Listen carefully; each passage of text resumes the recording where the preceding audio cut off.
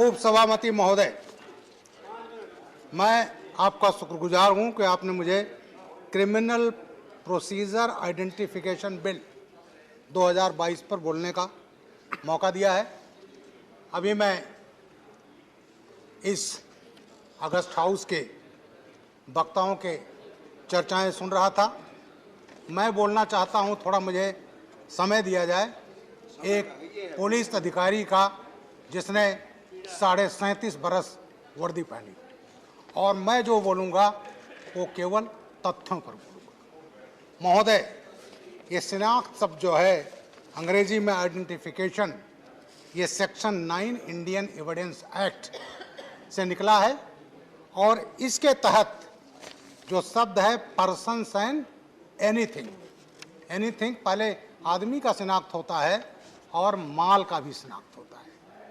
मैं इस पर एक छोटा सा शेर कहना चाहूँगा, और वो शेर था, मैं एक ज़िले में एसएसपी था, एक बड़ी चोरी हुई और चोरी के बाद रिकवरी हुई, अच्छी रिकवरी हुई, और उस रिकवरी में हम लोगों को सम्मानित किया। खान साहब थे और वो बड़े खुश हुए, उनका पूरा सामान रिकवर हो गया।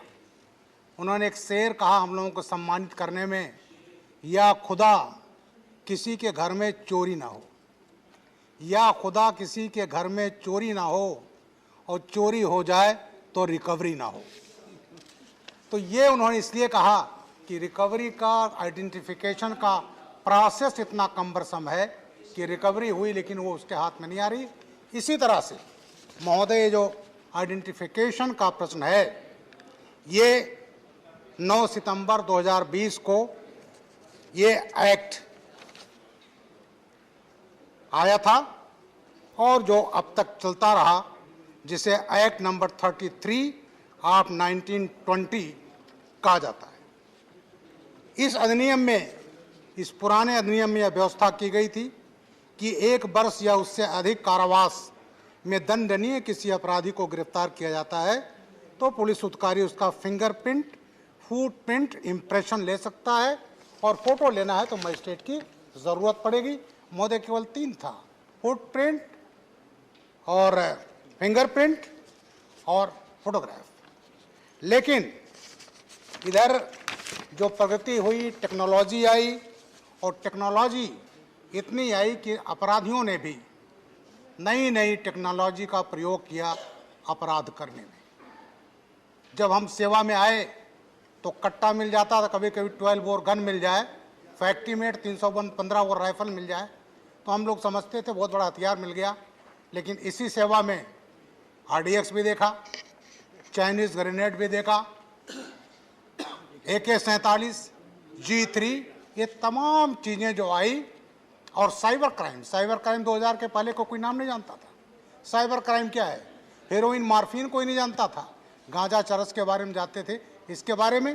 तो ये मेरा कहना है कि जिस तरह से अपराधियों ने नई नई तकनीकी का इस्तेमाल किया, इसलिए वो जो कानून था 1920 का, वो उसकी कोई उपयोगिता नहीं रह गई थी, और मैं इसलिए ये कानून लाया गया है।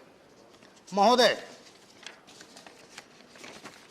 ये जो अपराधी हैं, आतंकवादी हैं, मैं इनके बारे में बात करना चाहता हूँ। महोदय, मैं कुछ घटनाओं का जिक्र करना चाहूँगा, और उसमें किस तरह से इस देश को टेरराइज किया गया। मैं उत्तर प्रदेश में सेवा में था। 23 नवंबर 2007 को कचहरी में ब्लास्ट हुए, लखनऊ, अयोध्या और बनारस, मारे गए 1.5 दर्जन लोग।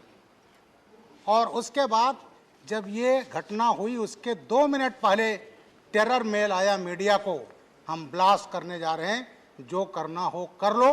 और उस टेरर मेल में ये भी कहा गया कि हमने श्रमजीवी ब्लास्ट किया है, हमने दिल्ली ब्लास्ट किया है, सरोजनी नगर ब्लास्ट किया है। उसी घटना में और बॉम्बे में सीरियल ब्लास्ट हुआ था 11 जुलाई 2006, जिसमें 209 लोग मारे गए थे। महोदय, ये ऐसी घटना थी जिसने हिला कर रख दिया था, और वो टेरर मेल लिखित में आया और उससे पूरे देश को हिलाने का प्रयास किया गया। अभी मैं अपने कुछ मित्रों का सुन रहा था और ये कहा जा रहा था कि साहब इसका मिसयूज होगा। महोदय, उस पार्टी को कहने का हक नहीं है जो आतंकवादियों के 15 केसेज उत्तर प्रदेश में वापस लेती है। कोई हक नहीं उनको कहने का। महोदय, मैं उसका भुक्तभोगी हूँ, आज पार्लियामेंट में खड़ा हूँ। मैंने कभी नहीं सोचा था कि मुझे मौका मिलेगा, लेकिन आज मौका मिलेगा। आज मैं बोलूँगा उस पर और तथ्यों पर बोलूँगा। महोदय, उस कचहरी ब्लास्ट केस में हमने गिरफ्तार किया आतंकवादी। 18 मई 2013 को वो आतंकवादी लखनऊ से गए थे फैजाबाद। कोर्ट्स में ट्रायल के बाद लौट रहे थे, एक को लू लग गई। खालिद मुजाहिद फौजी का आतंकवादी, और बाराबंकी आते आते डेथ हो गई। मैं उस समय डायरेक्टर जनरल सिविल डिफेंस था, डीजीपी के पद से हटा दिया गया था, और उस पार्टी में समाजवादी पार्टी की सरकार थी। मेरे खिलाफ बाराबंकी कोतवाली में 19 मई 2013 को मर्डर का मुकदमा कायम किया गया था मेरे खिलाफ, और मेरे साथ जो डीजी थे रिटायर्ड विक्रम सिंह। जी हाँ, ये जरा सुनने का मादा भी रखिए साहब। और वो जो मुकदमा कायम किया गया, जेल भेजने का प्रयास किया गया मुझे, क्या था? तुष्टीकरण के राजनीति, ब्रजलाल को जेल भेज दो तो एक पर्टिकुलर कम्युनिटी का वोट पूरा पूरा मिल जाएगा। ये चीजें हुई, और वो पार्टी जिसने सीआरपी केस हुआ था, वो घटना मैं ही था उस समय प्रदेश का ADG law and order. Rampur CRPF पर हमारे 7 जवान मारे गए थे। 31 दिसंबर बटे 1 जनवरी 2008 की रात में हुआ था। AK-47 से हमला हुआ था, और हमारे निर्देशन में इंडिया कमांडर लश्कर तोयबा का हाफिज सईद का मैं लाया था। दोनों पाकिस्तानी फिदाइन, मोहम्मद फारूक, इमरान, लोकल मैन, और ला करके हमने चार्जशीट लगाई। RDX मिला, AK-47 मिला, और वो जो समाजवादी पार्टी सरकार आई तो उस केस को भी वापस लिया गया। मैं हाई कोर्ट इलाहाबाद को मैं सलाम करता हूं। हाई कोर्ट ने जानते क्या कहा था? महोदय, आप कौन होते हैं केस वापस लेने वाले? आप कौन कह रहे हैं कि निर्दोष है? दोषी और निर्दोष तय करेगा कोर्ट। और इलाहाबाद हाई कोर्ट का एक कमेंट था कि आज आप केस वापस ले रहे हो, कल को उनको पद्म विभूषण दे दोगे। ये इलाहाबाद हाई कोर्ट का था। और वो सीआरपीएफ अटैक का केस जो सरकार ने वापस लिया था, उसमें 4 को फांसी की सजा हो गई, एक को आजीवन कारावास हो गया, एक को 10 साल से। तो महोदय, ये जो बात करते हैं कि दुरुपयोग होगा, फला होगा, इनको ये दुरुपयोग और सदुपयोग कहने का कोई हक नहीं है। तो ये जो टेक्नोलॉजी बढ़ी, तो ऐसे उसकी ज़रूरत थी। क्योंकि अभी मैं देख रहा था, एक साहब ने कहा कि बड़ा दुरुपयोग होगा दिल्ली के। महोदय, इसमें कुछ ऐसी पार्टियां हैं जिन्होंने याकूब मेमन और अफजल गुरु को फांसी जब सजा दी गई, तो उस फांसी को सजा को रोकने के लिए रात में सुप्रीम कोर्ट का दरवाजा खटखटाया गया। वो पार्टियां आज का कह रही है दुरुपयोग होगा। फांसी की सजा जिसको सुप्रीम कोर्ट से हो चुकी है, जो लटकने जा रहा है, और उसके पक्ष में खड़े हैं टुकड़े टुकड़े गैंग को सपोर्ट करने वाले। अफजल, हम शर्मिंदा हैं, तेरे कातिल जिंदा हैं। सुप्रीम कोर्ट ने निर्णय दिया इस पार्लियामेंट पर अटैक का महोदय, और पार्लियामेंट अटैक के जब होता है उस मुलजिम को सजा होती है, तो ये पार्टियां तमाम ऐसी हैं जो दस्तखत करके रात में सुप्रीम कोर्ट का दरवाजा खटखटाया गया था उनको छुड़वाने के लिए। इसलिए महोदय, ये जो कहा गया दुरुपयोग होगा, ये दुरुपयोग नहीं, वो पार्टियां बोल रही हैं जो हमेशा इसका दुरुपयोग करती रही। महोदय, एक एक्ट था, हमने उसका काफ़ी प्रयोग किया है, वो होता था टाडा। और टाडा नहीं होता तो आज पंजाब खालिस्तान होता। महोदय, मैंने वो भी आतंकवाद झेले हैं, ऐसे जिले में था। और जब उसकी उपयोगिता खत्म हो गई, जब कश्मीर में आतंकवाद बढ़ रहा था, कश्मीरी पंडित भगा दिए गए थे, उनके मर्डर्स हो रहे थे, तो पार्लियामेंट में हमारी जो उस समय सबसे बड़ी पार्टी देश की थी, उसको लोग लेट गए कि टाडा वापस ले लो, और टाडा वापस लिया गया। हमारे पूर्व प्रधानमंत्री अटल बिहारी वाजपेयी जी, वो जब आए तो क्या लाए? पोटा, प्रिवेंशन ऑफ टेररिज्म एक्ट, और उसको भी 2004 में वापस लिया गया। अभी मैं सुन रहा था हमारे एक मित्र आरजेडी के, वो कह रहे थे साहब दुरुपयोग होगा। अरे वो पार्टी बोल रही है जिसने गोधरा दंगे को दूसरा रूप दे दिया था, उसका परिदृश्य बदल दिया था। महोदय, 27 फरवरी 2002 साबरमती एक्सप्रेस, साबरमती, मैं फैक्ट पर बोल रहा हूँ, मैं फैक्ट पर बोल रहा हूँ, फैक्ट पर बोल रहा हूँ। 27 दिसंबर 2002 गोधरा में ट्रेन गई, Sabarmati express, coach number S6।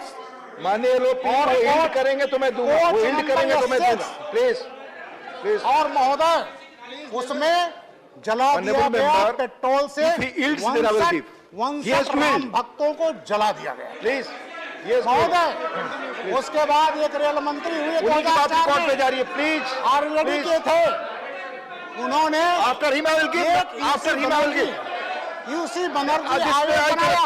You cannot force chair to give. Let him speak. I will give him opportunity. Let him finish his speech. 2015 को 17 जनवरी 2000 बोल लेने के बाद मैं कह रहा हूँ क्या अवसर दूंगा, अभी वो बोल रहे हैं, प्लीज। और वो रिपोर्ट क्या था कि साहब ये आग तो एक्सीडेंटल है, आग ये लगाई नहीं गई है। Nothing will go on record except his speech. उसमें साधु लोग थे, चिलम पी रहे थे, उसको अहमदाबाद हाईकोर्ट ने रोक दिया, पार्लियामेंट में पेश नहीं हो पाया, और वो अल्टीमेटली उस केस में गोधरा में फांसी की सजा हुई। और आज हम Let him finish his speech. I have told you, Jhaji, I will give you. Let him finish his speech. Let him finish. तो महोदय, टेररिज्म इस देश के लिए सबसे बड़ा खतरा है। मैं अपने देश के प्रधानमंत्री माननीय नरेंद्र मोदी जी को प्रणाम करता हूं, आभार व्यक्त करना हूं कि उनके राज में अपराध को, आतंकवाद को पूरी जड़ समूत उसको खत्म करने का निर्णय लिया गया। महोदय, मैं ATS चीफ रहा 4.5 साल उत्तर प्रदेश का। महोदय, यहाँ पर इंडियन मुजाहिदीन, उन्होंने क्या किया था, फंडिंग करने के लिए यहाँ व्यापारियों के अपहरण किए गए थे, आतंकवाद के फंडिंग जो मेंबर है। महोदय, 2 घटना का मैं जिक्र करना चाहूंगा। 12 नवंबर 2000 को राजकोट से भास्कर परेशान की किडनैपिंग की गई, करोड़ों रुपए लिए गए और उसको इंडियन मुजाहिदीन की फंडिंग हुई। 25 जुलाई 2001 को किडनैपिंग हुआ पार्थो प्रतिम राय बर्मन, खादिम सूज के मालिक थे। महोदय, उनका किडनैपिंग हुआ रैंसम के लिए। हैदराबाद में हवाला से 3 करोड़ 75 लाख ले लिए गए थे, और उस 3 करोड़ 75 लाख में से $1 लाख पाकिस्तान के आतंकवादी मोहम्मद सईद शेख, हाफिज सईद का गुर्गा, उस $1 लाख भेजा गया था मोहम्मद अत्ता ऑफ इजिप्ट, अल कायदा का, जिसने अमेरिका के ट्विन टावर पर हमला करके ध्वस्त कर दिया गया था। तो महोदय, इस देश में आज का नहीं है। आतंकवादी जो किडनैपिंग के लिए फंडिंग होते हैं, आतंकवाद हुआ, अहमदाबाद ब्लास्ट हुआ महोदय, मैं तो उस सब केस से जुड़ा हूं। कचहरी ब्लास्ट हुआ, संकट मोचन ब्लास्ट हुआ, शीतला घाट ब्लास्ट हुआ, जयपुर ब्लास्ट हुआ, दिल्ली ब्लास्ट हुआ, बटला हाउस हुआ। ये तमाम घटनाएं कांग्रेस के रिजीम में होती रही और आज को नहीं हो रही है, क्योंकि सरकार का इकबाल है, और जब सरकार का इकबाल होता है तब ऐसी घटनाएं महोदय रुकती हैं। तो ये घटनाएं, और मैं जानना चाहूंगा, बटला हाउस जब हुआ, मैं एक पार्टी और कहूंगा, बंगाल की पार्टी, प्लीज जब बटला हाउस हुआ, MC शर्मा मारे गए, इंस्पेक्टर शर्मा, और 2 आतंकवादी मारे गए थे, आतिफ अमीन इंडियन मुजाहिदीन का नॉर्थ इंडिया कमांडर था महोदय, आजमगढ़ का। वो आजमगढ़ मॉड्यूल 25 लोग पाकिस्तान में ट्रेंड थे। आतिफ अजीम, मोहम्मद साजिद मारे गए थे, सैफ गिरफ्तार हुआ था। उसके बाद हंगामा मच गया क्योंकि एक शहजाद था, उसको मैंने गिरफ्तार करके आजमगढ़ से दिया था, जिसको दिल्ली कोर्ट ने आजम कारावास की सजा दे दी। और ऐसे केसेस में आंसू बहाए जा रहे थे। 15 मिनट का समय पार्टी ने दिया था आजमगढ़ को। हमारे कांग्रेस के पार्टी ने नेता 15 मिनट का समय दिया था आपका। एक हमारे कांग्रेस के नेता, उन्होंने आजमगढ़ को उन आतंकवादियों के घरों को तीर्थ स्थल बना लिया था। वहां जा करके वहां से गुमराह करके लोगों को दिल्ली भेज करके प्रदर्शन कराए जा रहे थे। और एक नेता और कांग्रेस के थे, 15 मिनट पार्टी वो ने दिया गए थे 11 फरवरी 2012 और ये कहा था बटला हाउस की तस्वीर देख करके उनकी नेता के आंखों से आंसू गिर रहे थे। आज ये पार्टी के लोग ये कह रहे हैं दुरुपयोग होगा। महोदय, ये कानून आज के रिक्वायरमेंट को देखते हुए जिस तरह से अपराधी हाईटेक हो गए हैं, अगर हम हाईटेक नहीं होंगे तो उसका मुकाबला हम नहीं कर पाएंगे महोदय। इसलिए ये जो बिल है ये बहुत जरूरी है। इसमें कहीं किसी का मानवाधिकार का हनन नहीं है। और आज की परिस्थितियों को देखते हुए और आज के रिक्वायरमेंट को देखते हुए ये एक्ट पास होना चाहिए, क्योंकि जितने ये चीजें पैरामीटर्स हैं जो मेजरमेंट की श्रेणी में लाए गए हैं आज से अपराधों से लड़ने के लिए, वो जरूरी है। मैं माननीय नरेंद्र मोदी जी का और अपने गृह मंत्री माननीय अमित शाह जी का आभारी हूं कि इस एक्ट को लाया गया और आज पास होगा। और ये नरेंद्र मोदी जी का सपना जो है, इस देश को अपराधियों से, आतंकवादियों से, नक्सलाइट से मुक्त किया जाएगा। और मैं इस बिल को सपोर्ट करता हूं। और ये सपोर्ट करने के बाद अभी कहा जा रहा था कि साहब इसमें कन्विक्शन रेट में कमी आएगी। महोदय, कन्विक्शन रेट आप देखिएगा बढ़ेगा, क्योंकि ये साइंटिफिक एविडेंस है। और साइंटिफिक एविडेंस जो होता है वो झूठ नहीं बोलता। आदमी झूठ बोलता है, परिस्थितियां झूठ नहीं बोलती, फैक्ट झूठ नहीं बोलते। इसलिए इस एक्ट से हमारा कन्विक्शन रेट बढ़ेगा। इन्हीं शब्दों के साथ अपनी बात समाप्त करता हूं।